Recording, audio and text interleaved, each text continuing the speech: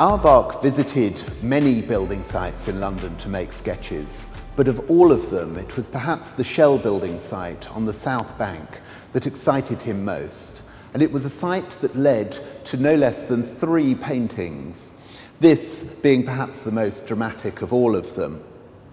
He described the building works of the Shell building site as being like the Grand Canyon.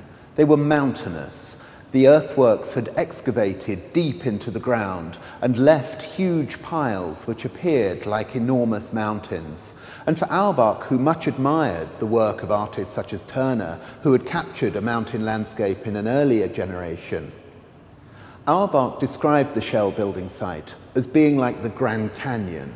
He said it was so extraordinary and wonderful that you could just pick it up and put it in a museum just as it was. But what he did, in fact, with the Shell site was to paint no less than 3 major paintings of it, this being one of the most dramatic and exciting of all of them. What excited him particularly about the site was that it was like a mountain landscape put in the heart of London.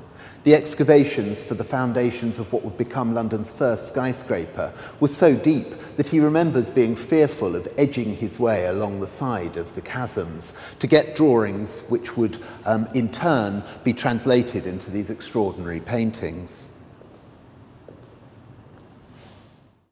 For this second painting in the Shell building site group, we are lucky to have 3 preparatory works.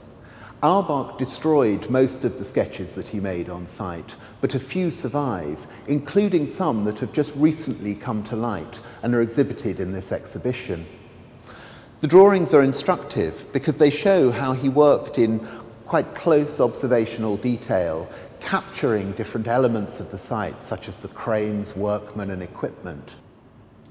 And the preparatory works culminate in this painting, in which a certain degree of representational detail is retained, and close looking reveals this as the large bank of earth that culminates in this light area where cranes and workmen and different rigs and the beginnings of the tower itself can be seen.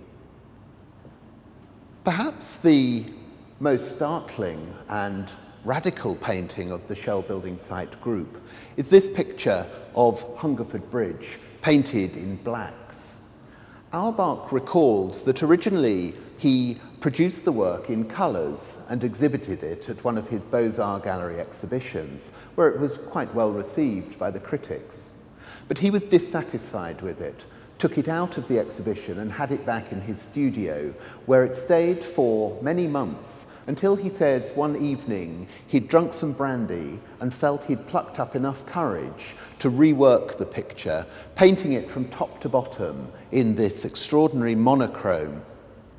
Where he's used white in the pigment, the oil has dried to an almost chalky finish, but where he's used pure black, there is a glossy surface to it, and it looks like the paint is almost oozing away from the board.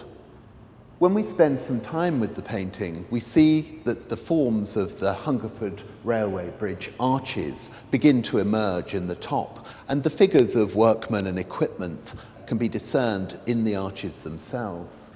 The Hungerford Railway Bridge itself, which still stands today, was really the only historic survival on the Shell building site. The area had been badly bombed during the war. It had been completely flattened and redeveloped as the Festival of Britain in 1951, and then from around 1956 onwards had been redeveloped again to make way for the Shell Oil Company's headquarters.